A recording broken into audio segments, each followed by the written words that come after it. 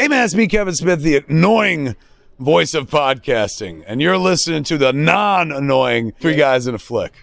Ladies and gentlemen, please take your seats. The show is about to begin. Look, I don't want to have to put you two kids through hell, so let me tell you how this is going to happen. First, I'm going to hurt you. Then, you're going to try and be brave. Then, I'm going to hurt you again. Then, you're going to tell me everything.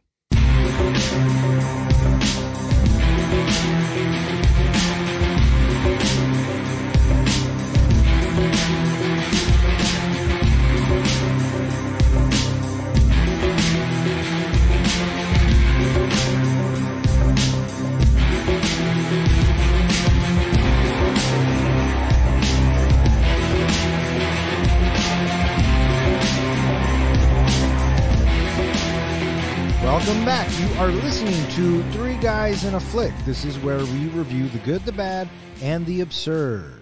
Tonight's episode, 8 Heads in a Duffel Bag.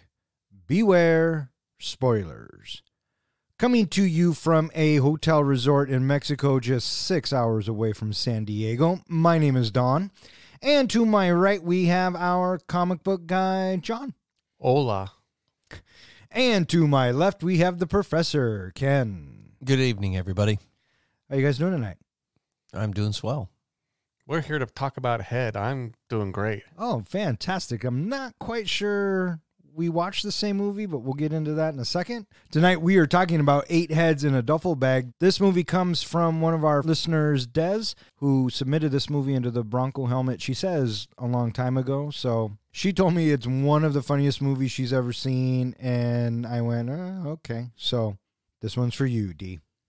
Have you seen this before? I had not seen this before, and I knew of it.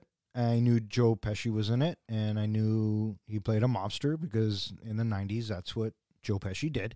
Had you guys ever seen this movie? Uh-oh. No, I have not. But you bring up a good point. In this podcast, what do we review? The good, the bad, and the absurd. I think this one might fit in our absurd category. Let's get into it. Sounds good. Released on April 18th, 1997, 8 Heads in a Duffel Bag was directed by Tom Schulman. It was written by Tom Schulman, and it stars Joe Pesci, Kristy Swanson, David Spade, George Hamilton, Diane Cannon, Andy Como, and a bunch of other actors. How'd this movie do, Don? This movie was made for $3 million, and it brought in $4 million. Yeah, back in 1997, that year it brought in $3.6 million of the $4 million that you're talking about. And it was a clunker. On its opening weekend, it made $2 million. On the second weekend, it dropped 70%. And then by the third weekend, it dropped an additional 90% from there. So this movie had a horrible word-of-mouth following. Yeah, well, I mean, they probably watched the same movie that I did. So Wasn't Joe's next movie Gone Fishing, and that one kind of bombed too? he was going into the buddy comedy era of his career at the time. So, yeah, it didn't do too well. He comes back after that, though, with Lethal Weapon 4, so you're going back to the well. But, prior to this, he just comes off Casino 2 years earlier. And, he's already been in 2 Home Alones, 2 Lethal Weapons, Goodfellas, Raging Bull. I mean, he's fucking Joe Pesci. Yeah. Right? And so you would think that just his name alone would be a draw. And I don't know if it was maybe in the opening weekend or whatnot, but, I mean... I think that's all it was. But the problem with this film is, I mean, Pesci did what he got paid to do. It was the rest of the fucking movie that I was like, what the fuck am I watching?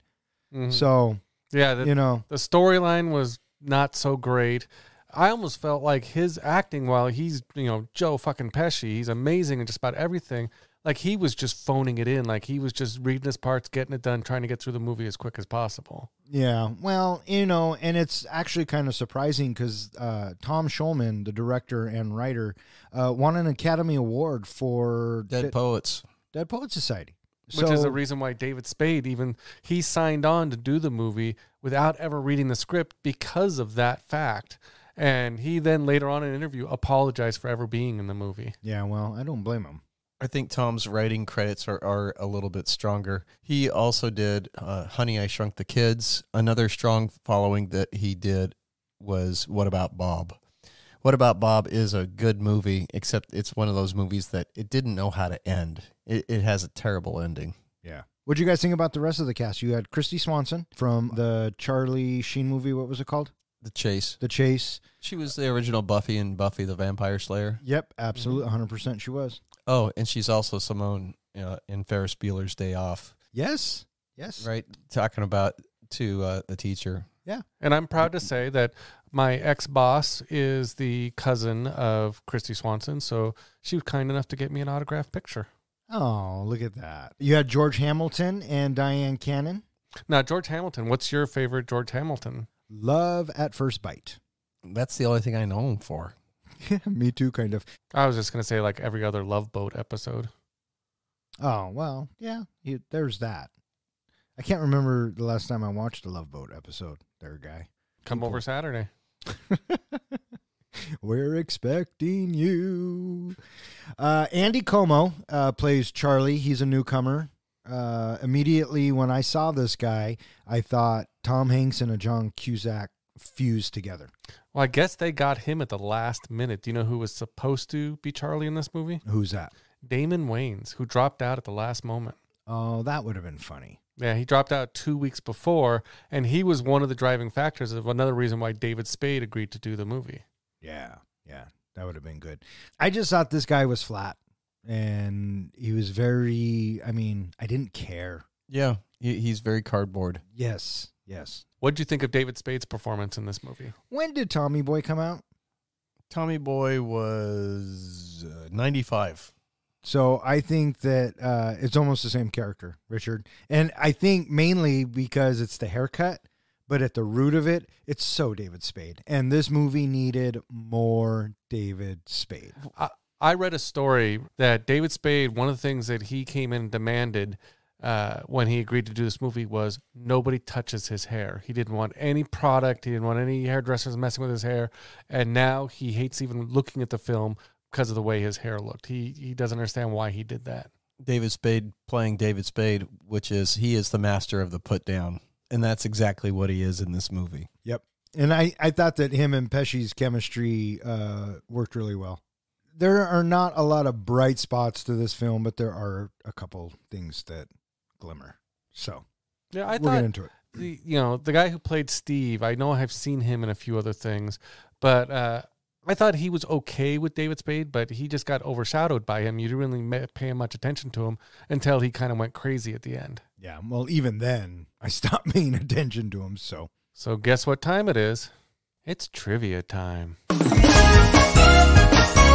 The worst part, I think, about coming up with trivia for this movie is I came up with some great questions. At least I think they're great. But then I realized I didn't have the answers, so I had to go through and watch the movie a second time to get the answers. Wait. Let me stop you right there, bud. You watched this movie twice? I watched it twice, so you should appreciate these questions. We do this trivia to see which one, Don or Ken, is the movie master, who is the expert with their movie trivia knowledge. And before we move on, can you please remind the listeners of the rules? The rules is whoever gives me the answer first, but the other person gives it a better answer, I might just award it to them because I like breaking the rules. So there you have it, listeners. Those are the fucking rules. Yeah, there really aren't any rules. It's just whatever. All right, whoever I want to get the points in. all right. Let's fucking hit this shit. Okay. What song do the heads sing to Tommy while he's dreaming? Mr. Sandman. I'm tempted not to give it to either of you because it was to the tune of Mr. Sandman, but it was Mr. Hitman.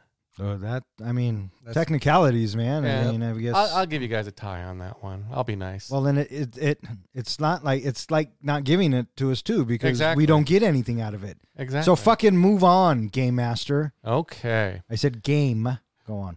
In the beginning of the movie, what airport is Tommy flying out of? He's flying out of New Jersey. Do you have an answer? Nope. Newark. So I'll give you New Jersey on that one. Well, Newark Airport is in New Jersey. That's what I'm saying. I'll give it to you. You have to give it to me. Well, but the airport actually, the sign said Newark as he was driving underneath it. What university does Charlie go to? Oh, something with a C. I don't know. Cambridge. Columbia. Bethesda University in Baltimore. Oh, that's right, because the airline, the ticket guy. What fraternity is Charlie a member of? Chi Beta Kappa. I don't know. Sigma Cum Laude, 69. Chi Theta, which I guess is a business fraternity. Wait, so let's back this up for a second. You and I are batting 0. Mm-hmm. All right, just wanted to make sure. This one should be an easy one. When Ernie answers the phone when Tommy calls, where does he say they are located? Something mortuary? I don't know. Did you guys watch this movie? Yeah. Once. Not twice, bud. House of Pain. Oh. And he introduces himself as Gaddafi. Well, had you said, who does he introduce himself as, I would have gotten that one. We're going to keep trying to see if you guys can get a point here. What does Lori do for a living? She is a lawyer. No. She's a race car driver. Race car driver! Yeah. You got it. Nice. And Ken's like, Which is funny because later on in the movie, That's about the size of it. she drives horribly, which I thought was funny. you What would. What is the name of the little dog in Mexico? Pepe. There you go, Pepe. What is Dick's nickname for his wife? I don't know. Bear. Bear. Very good. Last question. In the end of the movie, what does it say on the back of Dick's head? Gringo 407. Ken gets it. Gringo 407. Gringo 407. Now, 407, I searched all over the place to try to find out the significance. I don't think they ever brought up 407 in the movie, did they? No, I didn't see any mention to 407. In fact, I forgot it even said 407 on the tattoo. Do you know any significance to that, Ken? Uh-uh. I tried to look it up, and the only thing I could find is that 407 is called the angel's number. It's the sign of Messiah. It's also a powerful number that signifies either you're in love or you're about to have love coming to you. So I'm wondering if someone tattooed the back of his head 407 because while he was in prison, love was coming. That is probably a sound theory. Maybe it was the director's favorite number. Why didn't they reveal anything? What was the point of putting 407 on the back of his head if they weren't going to reveal the punchline to that joke? Because sometimes not everything needs to be explained. It's a MacGuffin. Okay. Well, that ends the trivia. So I believe, Dawn, you course. won this round. So that puts us at a tie between the two of you. We tied last week, so how can it still be a tie? Because it's a tie between the two of you. Oh, okay. I don't know how else to ask the question. But I just won. Yeah. And last week we were tied, so we wouldn't still be tied. Yeah, which means you guys are tied. Tommy Spinelli is a wise guy hired by Benny and Rico, a pair of dim-witted hitmen, to transport a duffel bag full of severed heads across the United States to crime boss Big Sep as proof of the deaths. While on a commercial flight, his bag is accidentally switched with that of Charlie Pritchett, a friendly, talkative young tourist who was going to Mexico to see his girlfriend Lori and her parents, Dick and Annette. After Charlie meets with Lori and her parents at the airport with the wrong bag, they go to their rooms at a resort in Acapulco, Mexico. Soon, Annette mistakenly thinks that Charlie might be a serial killer on the run once she sees a head in his bag while hiding a gift for him inside the bag. Her husband thinks it's all a delusion brought on by her alcoholism. So this movie starts off with, I guess, the murders of these 8 guys. Yeah, we hear a bunch of bullets and stuff, like gunshots, assuming that's how all 8 died. And you get, Joe Pesci coming in, being Joe Pesci. First initial thoughts? I'm thinking with that, with the burning of the bodies, that's got to stink something awful. Yeah, uh-huh. What about you? I just thought, he comes in, the casual gangster. You get the impression right away that he's older than everybody else. He even mentions that, how long have I been working for your father kind of thing. So you get the impression this is a hitman, a gangster who's at the end of his story. Sure. And, of course, his name is Tommy, because it's also Tommy and Goodfellas. It's almost like a PG-13 version of Tommy from Goodfellas in this film, although this movie was rated R. You know what I mean? Same mannerisms, same kind of attitude, just real toned down. You kind of said it like he phoned it in. I thought maybe he just might be on a lot of Quaaludes during this shoot in 97. Who knows? But I immediately thought, yep, here's fucking Pesci. You know what I mean? And I liked how they already had the heads in the bags, nicely tucked into the duffel bag. And we're told that Pesci has to take these 8 heads to the boss, Big Shep, as proof.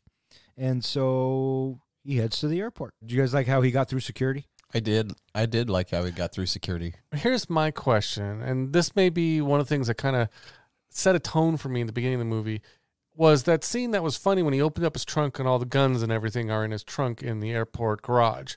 But then the officer walks by, says hi to him, looks in the trunk, and then keeps walking. They never reveal, like, was that a friend of his? Does he have some deal worked out? The officer just doesn't care that he's got a trunk full of guns? It just seemed a little odd to me. Take your pick. I mean... Didn't kind of seem weird to you? Not at all. I don't even remember the cop looking into the trunk.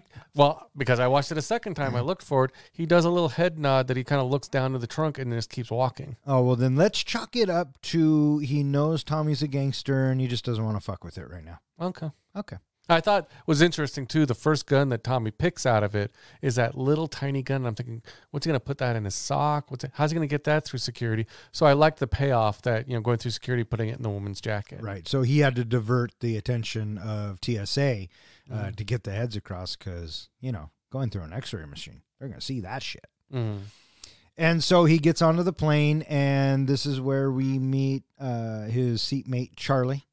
And Pesci comes on with the bag, and he has to put it up in an overhead bin or whatever. But Charlie had put some gifts up there, and so Pesci, he takes the gifts and he asks Charlie to move them, whatever, and he just kind of takes over everything, and he's such a dick. Well, the first impression you get of him is, again, like we talked about, he's a gangster hitman who's at the end, he's been doing this for years. He's out of fucks. He just doesn't give a fuck. No, he doesn't, because he gets his bag in the overhead, and then at the last second, someone bringing a organ donor onto the plane, and the flight attendant says, "Hey, can you move your bag?" And he's like, "I'd really rather not." Well, also, can you go find someone else? You also noticed that when he kind of forced the gifts out of the bin, which I thought, first of all, Charlie was kind of a dick taking up the whole bin with just 2 presents. But as Charlie's trying to find a place to put the second present, did you notice that Tommy then grabbed his pillow and grabbed his blanket and just didn't give a crap? Yeah, no, I noticed that very much. Mm-hmm. And it just goes into his character. And this is also, I think, to show us that Charlie's kind of a pushover. Yeah, well, at this point, Charlie was already getting on my nerves, and I just met him. Mm-hmm. You know what I mean? So the organ donor bag comes in, and they want to put it in the overhead thing, and Pesci doesn't want him to. I like how he goes up to the flight attendant and hands her some money and says, "How about we just leave it where it is?" I'm such a gangster move. I'm just buying a place for my bag. Yeah. I like how he tried to kick the organs underneath the chair, and it's like, those are living organs. Trust me, they don't feel it. Yeah. There were some few moments where Pesci shined, and I think this particular scene was one of them. I think he does a comedic gangster almost as good as he does a serious gangster. One of the best things about Joe Pesci is almost when he has his freak out moments, like in Goodfellas, that I make you laugh kind of thing. Those freak out, spooky moments. And I feel like you're waiting the whole movie for him to have that moment. I don't feel like, did we ever even get that payoff? Yes, we do. But it's done in sections. Mm-hmm. And I'll tell you when we get there. So they take off, and then they land, and naturally, the bags are going to get swapped. Yeah, typical movie trope, right? And so Pesci thinks he gets the right bag, right? Because it's open a little bit, and there's something that sticks out that makes you think it would be a wrapped head. I thought maybe he automatically assumed it was the wrong bag. That's why he ran to the bathroom to check out what was in the bags. No, I didn't. That's not how I took it. Okay. But he goes and he checks it out, and it is the wrong bag. And this is one of those moments where he kind of freaks out because he has to make a phone call, right? He's got to tell whoever that he lost the bag. And when he starts banging the receiver, that's the equivalent of Tommy freaking out. That's why I said he's like a PG-13 version of Tommy. You know what I mean? Did you get that the scene in the bathroom, we had our first instance, which I think is foreshadowing in this movie? By all means. When Joe Pesci, or when Tommy is going through the bag, trying to figure out who owns the bag, he pulls out Charlie's report. Did you see what the title of his report was? Yeah, but I don't think I paid attention. It was Sleight of Mind by Charlie Pritchett. Yeah, that's his novel. What is one of the last lines that Charlie has in this movie? Sleight of hand. He says Sleight of Bags by Charlie Pritchett when he swaps the bags. Okay. So I kind of felt like the sleight of mind, the word sleight, that whole line was foreshadowing to the point of how he was going to do the bags at the end. Sleight of mind is what he starts with, and then sleight of bag is what he's going to call it due to the experience that he just had. So I think the only coincidence there is just the word sleight. But that's just me. Well, sleight is another word for switch. Well, I know it's... So I think he's foreshadowing that he's going to switch the bags at the end. But how could he know that? He doesn't have the bags. He wrote that way before he ever knew there was going to be a bag. So how could he... It's a message to us, the audience. Okay. That's how I saw it. But maybe you have to watch it twice. Good luck on that, bud. I was just thinking that. Yeah, good luck on that. We find out that Charlie's meeting his girlfriend and her parents. Well, let me ask you this question. When Charlie and Lori have their discussion about her wanting a divorce and everything like that, how many of us have not accidentally invited ourselves on a vacation? Me. I haven't. Oh, I guess it's just me then. Yeah. But I could see why you would misinterpret that. Yeah. So they make it to the resort, and you can tell right away that Lori's dad, George Hamilton, does not like Charlie. Well, I feel like he's appropriately named. Who? Wooly? Lori's dad. Dick. His name is Dick because he's a Dick character. Yeah, absolutely. And then you have Diane Cannon, who I think is lovable. She wasn't really given a lot to work with here, but she plays that trope of either the drunk mom or She just tries the to be out the of the supportive control mom and then out of control. And Yeah. But so we meet their characters, and they during that divorce talk, Charlie's like, whoops. Yeah. But maybe it's a good thing and all this. I mean, I thought it was funny that she goes from, wanting to break up to, okay, let's just see what happens. Yeah. Well, I mean, what choice does she have at that point? Yeah, but I guess he did have a point of, it was the parents' influence that was probably prompting her to want to break up. Maybe. And then this is where Diane Cannon, wanting to get, to know Charlie better or whatever, got him a gift, which was weird. Well, it's because he had given her a gift, so now she was trying to return the favor and give him a gift. So they just have gifts with them? Probably maybe she ran down to the gift shop. I don't know. It seemed like the whole thing was odd. Why was he bringing gifts to the parents? Well, it was her dad's birthday. Oh, was that what it was? Yeah, it was her dad's birthday. Yeah, I don't know why she would give Charlie a gift. Anyways, she's giving him a gift. And she puts it into the bag. And when she does it, she puts it in there and she zips it up and she walks away. And the first thing I fucking think is, no way she didn't see the fucking heads. Totally. But they play it off, right? Because she stops, she comes back in, and then she freaks out. What'd you think of her freak out? I thought it was... it was all right. It was okay. I didn't it was quite passable. understand the hyperventilating and all that. And Have you ever seen a human head cut off like that? not recently. All right. Well, when you do, tell me if you hyperventilate or not. Okay. But I liked her freakouts more than, let's say, Charlie's freakouts. Charlie's freakouts just got on my fucking nerves. And it was just this whole guy. So now Mom knows, and Charlie hasn't even figured it out yet. He still doesn't know. Well, one of the first things is he says, the restaurant downstairs is closing in 10 minutes. We got to get down there and get some food. So everybody get downstairs. That's why he's trying to rush the wife downstairs. When she runs back to the room, he goes downstairs for the food. And then Charlie and Lori join him downstairs for food. And now we have Mom coming downstairs. Very paranoid. With the sword. Go on. Because she comes downstairs with the sword. Right. And then Paco comes up to him and says, no, that is not for sale. Which I thought was kind of a funny line, as they'd taken the sword away from her. But then she comes there, she grabs a fork, and eventually she jumps over the table at Charlie. That's right. She tackles him, and Charlie's like, what the fuck? Yeah, and so everybody just assumes it has to do with her alcoholism and her issues, and that's why she's on some pills or something. Right, because they make her woozy. Yeah, and the next scene we have is what you were talking about. We're up in Dick's room.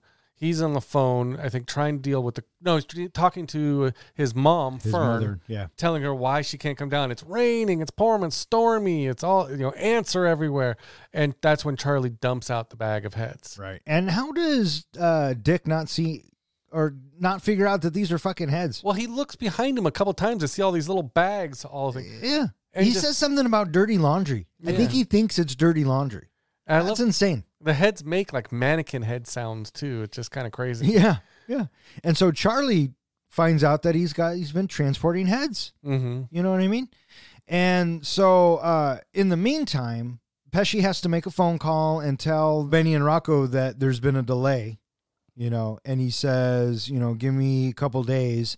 And Rocco says, you have 24 hours. Right. Mm-hmm. So now Pesci doesn't know what the fuck he's going to do. So you have that going on. I don't think that in the first half of this movie, Pesci's in it for maybe, 10 minutes.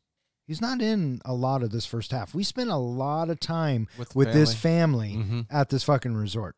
And, the hijinks ensues, and it just gets crazy. I thought that Lori, even though she freaked out a little bit when she found out about the heads, she didn't freak out enough.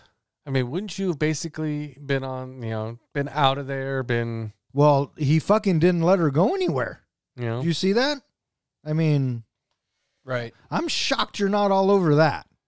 I did not, I'm not a fan of this movie from the start, if you can't tell. Yeah, well, no, I'm just saying that particular scene, I'm shocked you're not all over it. Mm-hmm.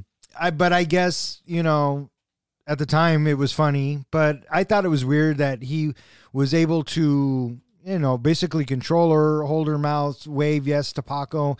And the staff is like, Americans. So, yeah, Lori freaks out. When do we have the laundry scene? That's after. Is that right after this? That the blind just happens to be a blind. First of all, Charlie tells the staff, "Don't clean my room." They come in and clean his room anyway. They take the heads, or take at least one of the heads, and put it in the wash machine. I'm thinking, how did nobody ever see that there was a head in the washing machine? I know you had the blind lady, but how did nobody ever notice that? Oh, there's so many. How come we didn't do this, or how come they didn't see that in this movie? I think it's meant to be slapstick, and I think whoever, thought that this was a good idea thought it was funny. I mean, I think even just getting from the head to the laundry machine, or from the laundry machine to the, you'd notice this doesn't belong in a washing machine.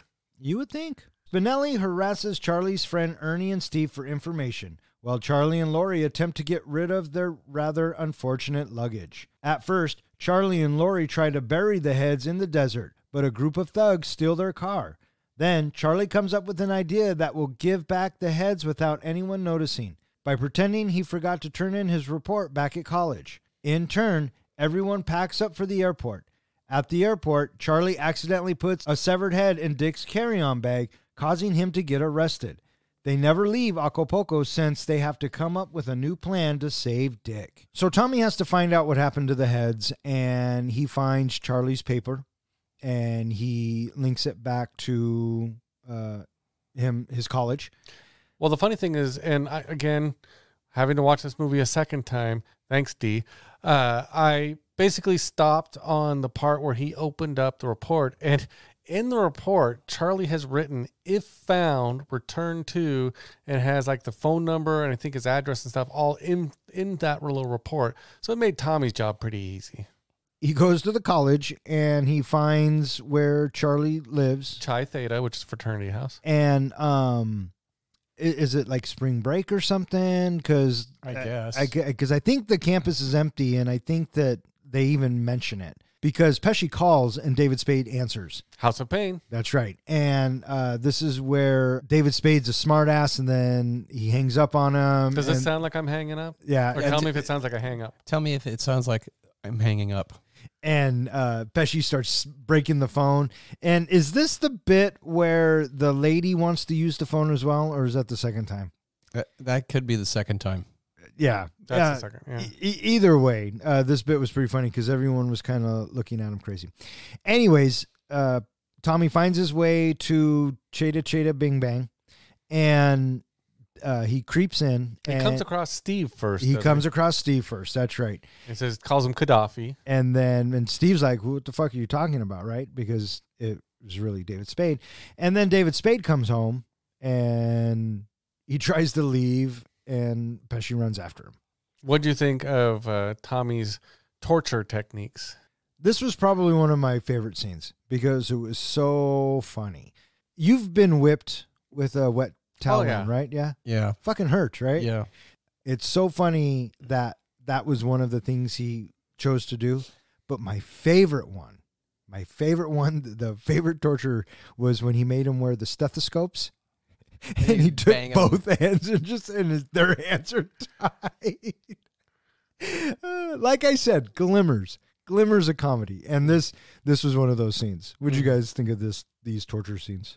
I thought, a lot of the interactions of Tommy and Ernie were humorous. They were actually some of the funnier parts in this movie. But like you said, Don, those humorous parts were so far and few, in between. There wasn't enough of that. If that's what they wanted this movie to be a comedy, it just wasn't enough. Oh, I agree. And so, Tommy has no choice. He even tells both of them, I got to kill you guys, right? So, we might as well, I'm wasting too much time here. Let's just get this over with. And then, miraculously, another kind of movie trope, he calls in. Charlie calls. And because Charlie's freaking out. Charlie and Lori are trying to get out of Mexico. So they come up with this bullshit story that he forgot to turn in his paper. And then they go to the airport and, Dick gets caught with the two heads. But did you notice that when they were going through the scanner, that the scanner stopped because they were looking at a hairdryer? Yeah. So a little comedy there. The one thing, again, there were so many things that were so far-fetched in this movie. How does Charlie forget that he put a head or two heads into Dick's carry-on? You know what? I don't know. Movie convenience? I don't know how or why this guy does anything he did. He was just so boring to watch. I didn't even fucking care. He seemed like a dim-witted character that, I forgot to put in the heads. That's what I got from him. And, what was with that statue? That statue that Diane Cannon gave to Charlie? I don't know where they got that from. It was supposed to be something. Dick loves manly things. So they were supposed to be getting him a manly statue. Was that a manly statue? I suppose, I guess. Who knows? But that's the whole reason why he's got to take the fucking heads out in the first place. Mm-hmm. And it's throughout this whole shenanigans that's happening, it's amazing he ends up with the 8 that he started with because he loses one in the laundry. And then, one keeps rolling or the dog keeps taking it or, it just is what it is. So Charlie calls, him and Tommy talk, and they figure out that they were sitting next to each other in the airport, whatever. And so tells him not to leave. That they're gonna meet at the airport in San Diego. Right. Meanwhile, Tommy, Ernie, and Steve start to look for replacement heads after Charlie tells Tommy he lost one. They start to look in a cryogenics lab where they store bodies and severed heads, much to Tommy's approval. After getting the replacement heads, Tommy and the others get on a plane and head to Mexico. Tommy threatens Charlie that if he loses one more head, he'll replace them with Charlie's friends and family. After hearing of the airport incident, Benny and Rico decide to collect the heads for themselves. When Fern, Dick's mother, arrives in Mexico, Tommy takes her and the others hostage as he helps Charlie find more heads. They find out that a coyote took one of the heads from the stolen car. Tommy also realizes that Benny and Rika are going to kill him if he doesn't get the heads across the border in time. Charlie comes up with a plan to save both of their lives. So Charlie and Tommy talk. Tommy knows that he's 2 heads short, tells Charlie not to fucking leave or do fucking anything. They're going to meet at the airport. And in the meantime, Tommy says, we got to fucking find some new heads. And he starts to, I think he's going through like the directory, picking professors that he wants to kill. And Steve is having a hard time with it. And then David Spade's like, wait a minute. There's the cryogenics lab. Well, first, was it Ernie that basically says, he finds a professor. Tommy finds a professor that looks just like one of the heads. Right. And Steve kind of freaks out. And Ernie's like, didn't that guy give you a D anyway? Yeah. Something like it. So David Spade does a good job of kind of giving those one-liner kind of little witty statements. Oh, yeah. Yeah. David Spade is a bright spot in a very dark area. Yeah. So they go to the lab. And then Steve has another freak out of, these people trusted us with their lives, blah, blah, blah, we can't He's having a moral issue. Yeah. Right. Or was it in the morgue that they finally found a couple of bodies and Tommy turns to Steve and says, okay, you're cutting them off. Yeah, they did get him from the morgue. That's where they got him from. And that's when Steve says, I'm in studying dermatology or something like that. Never dissected a body. Right. So they go to the morgue, they dissect some heads, and then they head off to the airport. So did they infer that Steve could fly a plane? Somebody yes. did, yeah. Yes. Yeah, because that's one of the reasons why Tommy leaves them alive. He was really going to ditch them again. And they're like, but Steve can fly. Right. They make it to San Diego, and they are on their way to meet Tommy. Well, they're going to go to the airport, but don't they find out something that Charlie and them are still trapped in Mexico? So now... Well, what gets revealed is that Dick got caught. Yeah, Dick got caught at the airport, and the 2 heads show up on the news, and the guys who hired Tommy are like, "Oh, this is bad. We got to go down there right now." And then Tommy ends up hearing about this as well, and then he realizes that he is up shit creek as well. So everybody is converging onto Mexico. Now, with Dick in jail, Charlie's got to come up with something, right? Because everything is going to come to a head. But... See what you did there? Womp, womp. What'd you think of the whole... this movie had a lot of side stories going on. One of them was the first time when Charlie and Lori try to go out into the desert and get rid of the heads. They get the car stolen. Later on, Charlie sees the car the car that was stolen at a car rental place. So he has to rent it. So he has to rent the car, even though he has, his magazines in the back of the car. He has to rent the same car. He goes back out in the desert only to have the car stolen again by the same group. Right. But the second time, the group stopped because they... must open up the bag. They discover the heads. Yeah. And because Charlie's driving... And it's starting to stink, and he pulls into this gas station, and he puts them in a cooler with a bunch of ice. Mm-hmm. And then he puts the sandwich on top. I thought it gone in 60 seconds. The funny thing I thought was this, with them running away from the car, is Charlie's first reaction is, why'd they take the keys? Oh, right. In the meantime, Dick's mom has joined the... Fern. Yep, she has joined the group. And, I mean, this lady had a mouth on her, right? You can kind of see where Dick gets it. Oh, yeah. She gets all mad at Dick for going to jail or for getting caught or something. So I think this movie starts to pick up again when Tommy finally arrives, gets there, finds out that, more heads are... I like when they start chasing the coyote all over the place. I thought that was kind of a humorous scene. And even Tommy's getting into it, trying to get this coyote. But the big scene is when Tommy is in the van... holding them all kind of hostage as they're driving, and Fern is just getting on his nerves. This is probably one of my other favorite scenes. Yeah. She's just in his ear, and he, Tommy can only take so much.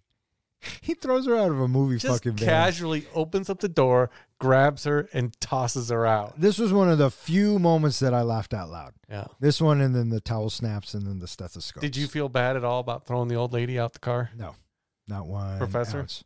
Oh, I thought that took it a little too far because it didn't show her. It showed her going over like a cliff. Yeah. I thought she was just going to tumble a little bit. No, they made it right to the point where there was a cliff right at the road. And Yeah. and Hey, through. she lived. Yeah. And I love how Lori is freaking out and Annette is like, oh, thank God. I know. And then I'm free. She even says, thanks for throwing out the battle axe. And he says, the going rate is 5,000, but you can owe me.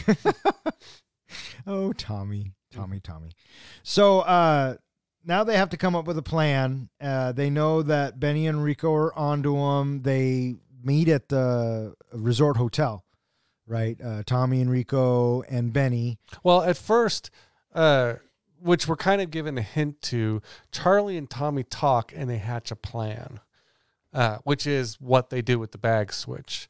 So then, Charlie is in one car, Tommy's in the other, and they head, back towards the resort.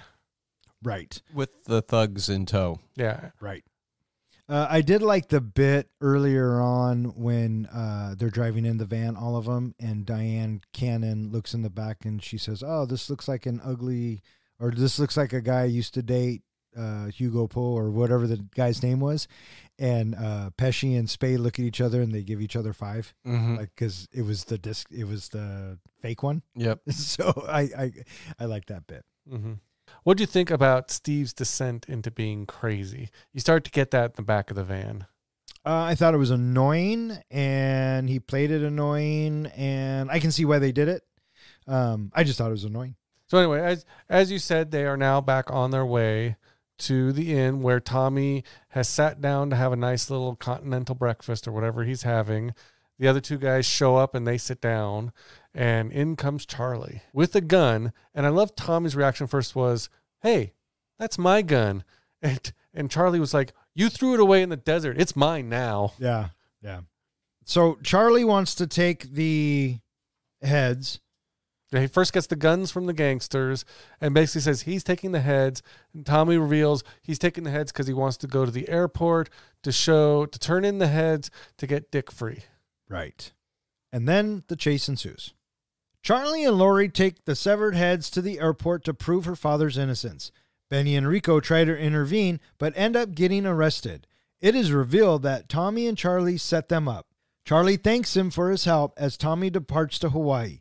Steve goes insane and starts running around the airport telling security guards that a severed head is his best friend. Charlie and Lori get married with her mother and father present. Steve is in a straitjacket. Ernie is a brain surgeon. Fern is also present after being thrown out of a moving van when she was started to badmouth Tommy, and Tommy is enjoying his retirement. Roll credits. So this is where it all kind of comes to a head, right? It's supposed to be the big payoff. Yep. And we're coming down to the airport, and Charlie is going in, and Rocco and Benny are trying to intervene. But we know that Tommy has to get these heads across, or else he's a dead man, right? That's the ultimate goal. And as it turns out, that as they're going through and they get stopped by security and everything, naturally the gangsters get arrested, and Charlie and Lori and the rest of the gang go free. Yeah, because Charlie basically causes a diversion with one of the heads that had been swapped out, or one of the heads they didn't need, and basically keeps saying, it belongs to these gangsters, it belongs to these guys. And while he's doing that, Tommy does his same thing from earlier on in the movie, that he kind of kicks the bag through the detector so that he can get the heads onto the plane. Right. And then it shows him getting onto a plane. Well, first he gives back the report. Oh, yeah, right. He's an honorable guy. Yeah, well, I mean, honor amongst thieves, I suppose. Yeah. And he puts the duffel bag in the plane and gets on board and takes off. Mm-hmm. And then we have our, I think it was during the credits that they're showing what happened next, which is the as you said, Lori and Charlie get married, and Lori's in a blue dress, which I thought was kind of weird. But what'd you think of all of that? I thought it was a nice bow at the end of the gift, at the end of the story, all wrapped up nicely. You know, we got closure with the characters that we wanted to get closure on. There shouldn't be any outstanding questions. Lori and Charlie live happily ever after. Steve naturally is in a straitjacket. What did you guys think of the bit with him running around with the fucking head? I actually kind of thought that was a little bit humorous at the airport. You're talking about when he was running around going, "This is my best friend," and I was a little head. I was rolling my fucking eyes. Yeah. Yeah, that's what I thought. I thought it was ridiculous. Yeah.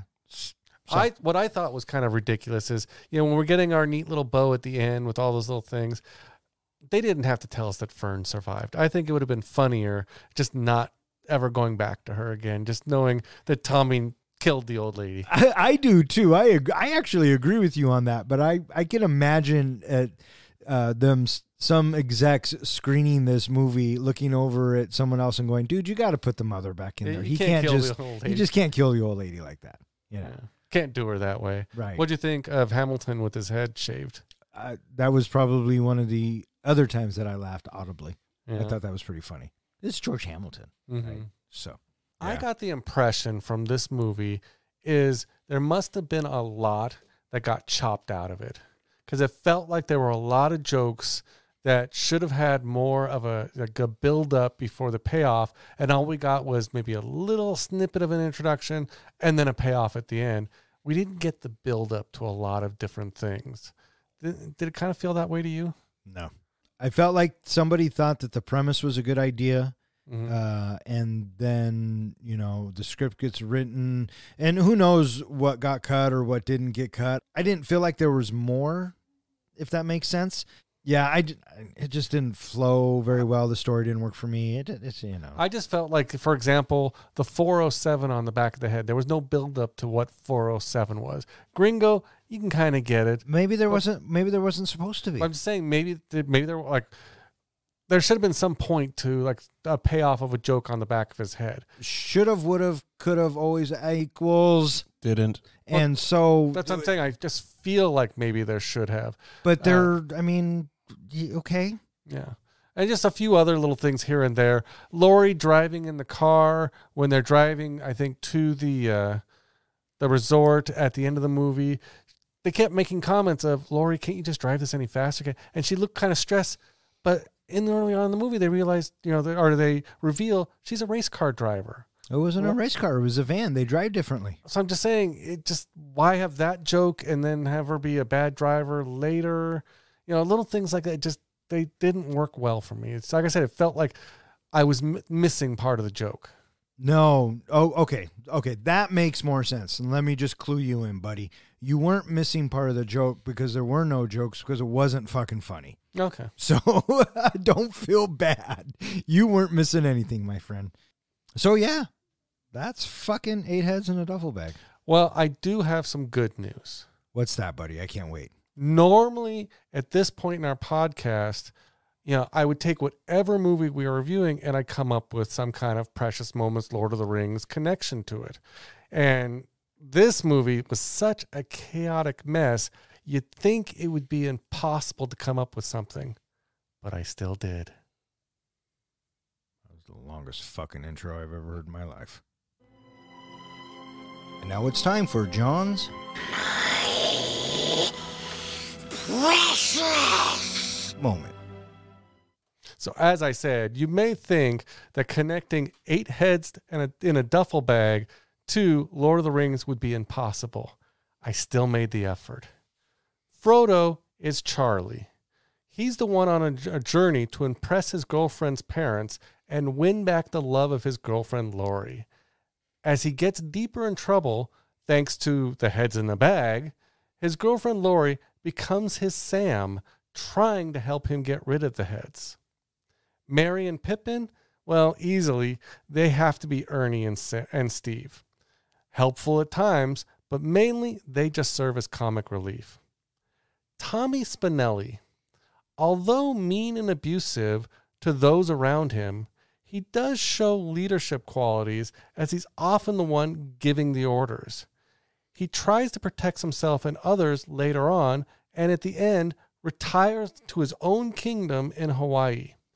This makes him a darker version of Aragorn, in my opinion. And just like Aragorn, sometimes he has to make quick decisions to save the party, like throwing Fern from the van. So that makes Charlie, Laurie, Ernie, Steve, and Tommy the Fellowship. Sauron the White is the one who works for our big bad as his right-hand man.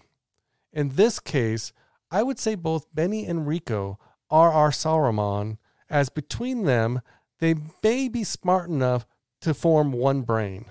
Sauron, well, he would be the big bad calling all the shots. So in this case, even though we didn't get to really see much from him, Big Sep would be our Sauron. Gollum is the character who is focused on just himself and his own happiness, and gets upset when others mess with his precious. In this movie, that's Dick Bennett. He's constantly the one being upset. First, he hates his daughter's choice in a boyfriend. Then he's upset that Charlie is joining them, and so on, all because it's impacting his life and his vacation. It's never about his wife or daughter, just about his own happiness. So what is the precious? What is the one ring? Often when I work on these precious moments, I look for a concept more than something physical to represent the ring. But in the case of 8 heads in a duffel bag, it's pretty obvious the 8 heads in a duffel bag are the precious. It's the one thing everyone is after. It causes chaos to anyone who comes in contact with the bag o' heads. And the longer it's in Charlie's life, the more fucked his life becomes. When our main characters are finally rid of the bag, all go on to happier lives, even Steve. And there you have it, my comparison between 8 heads in a duffel bag and Lord of the Rings. Bring on the grades. I'll go first. Don't hold the movie against me. No. It's not about the movie, bud. It's about your comparison. You know what? We've talked about that ad nauseum. Not bad. I think that you took the character Ernie and Steve. Yeah, totally. No brainer. Right. Frodo. Yeah, obvious. Sam. Obvious. I think that you said a darker version of Aragorn. I would have said Boromir. But that's just me. Because Boromir does redeem himself at the end. Even though Tommy doesn't die. Blah, blah, blah. Let's split hairs. But, you know, I liked the Gollum comparison with Dick. I thought that was pretty good. Overall, I'm going to say that even though you were given a, let's say, D- of a movie to work with, I'm going to give you a solid D+. No, I'm just kidding, buddy. C+ all the way. That was my grade too. Was it? Yeah, because outside of your usual characters, but I did like the precious being the 8 heads in the bag because that's what everybody was going after. So did I. Good job. So C+. I couldn't find a Gandalf for this movie. Could you think of a Gandalf? Gandalf. No, not.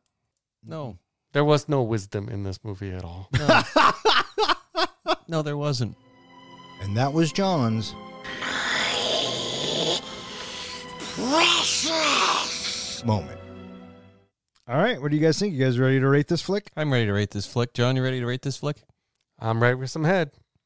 Of course you are, buddy. Of course you are. Professor, how do we do our ratings? We do our ratings on a scale of 1 to 5 fucks. 5 fucks is a movie that we think is cinematic gold. Anytime somebody wants to watch that, hey, you want to watch this? Yes, I do. Fuck yeah.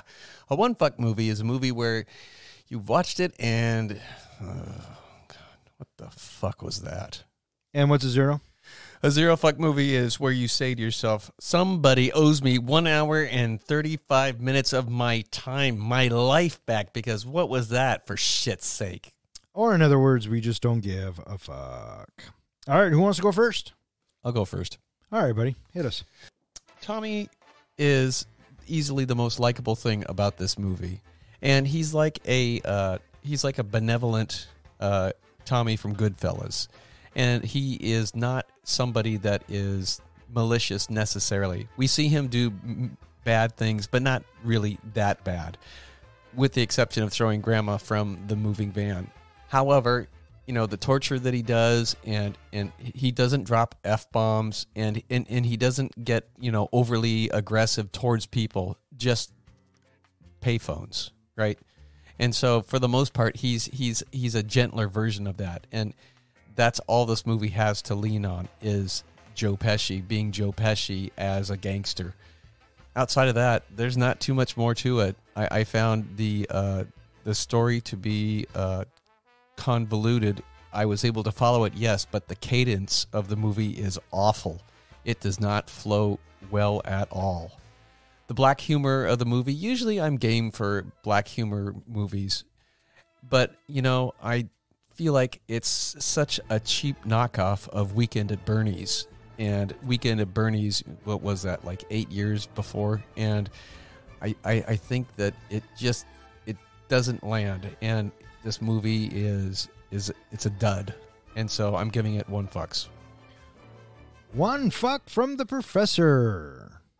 All right, you or me, tough guy. What's your call? You got to call my grade. What's my record? I'm 5-1. Well, yeah. You are going to give 8 heads in a duffel bag. I'm looking at the professor, listeners. He's talked mad shit about it, right? Couldn't follow it. 407. Watched it twice. This and the other. Watched it fucking twice. It should be like a 0.5. 1 even. You are going to give 8 heads in a duffel bag 2 fucks. That is your final answer? Yes. Would you like me to read my review? Well, we've built it up now, dickhead. See what I did there?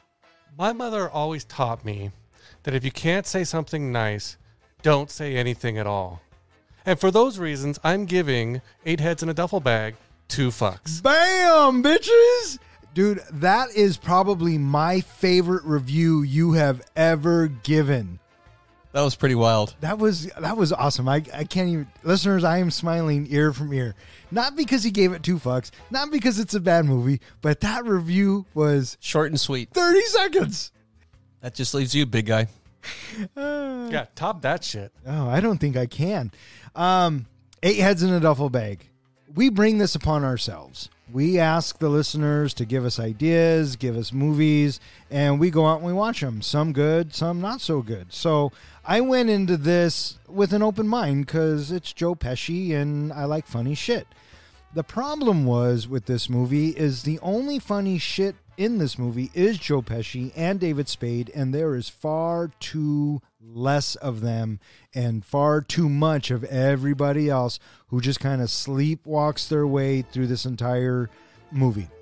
The dark comedy, I'm a big fan of. I don't care that they were 8 heads in a duffel bag. I don't care it was part of the mob. I don't care if it was gross. It just wasn't funny. It was paced horribly. It came in at 1 hour and 35 minutes. Sorry, listeners, it felt like 2 hours and 35 minutes for me. So, not a huge fan. I am giving 8 heads in a duffel bag 1 fuck. So, that is 1 fuck from me, 1 fuck from the professor, 2 fucks from the comic book guy, which gives 8 heads in a duffel bag a average of 1.3 fucks, which now puts it in its own spot at number 37. Magical. Which means it is slightly better than the Texas Chainsaw Massacre remake, Friday the 13th, the original, and A Nightmare on Elm Street remake.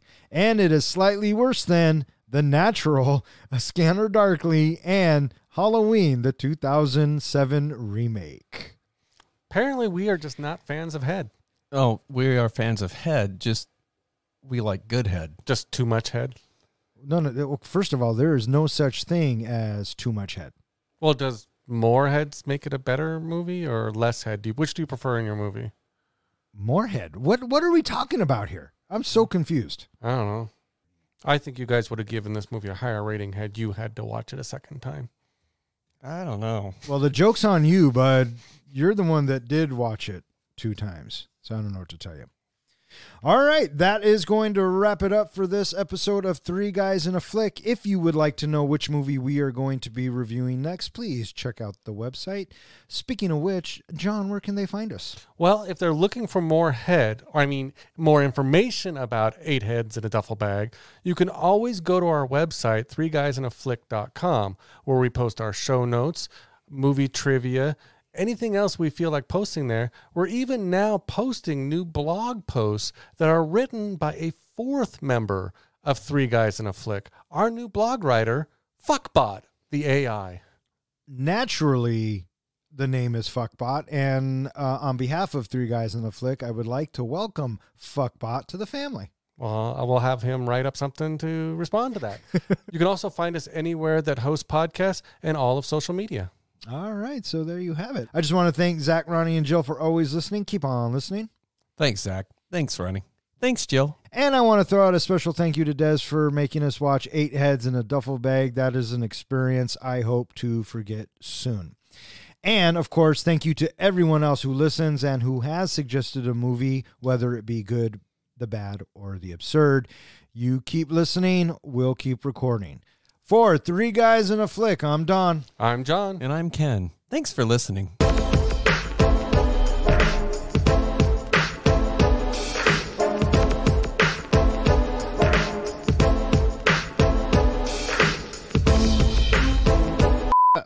Fire it up.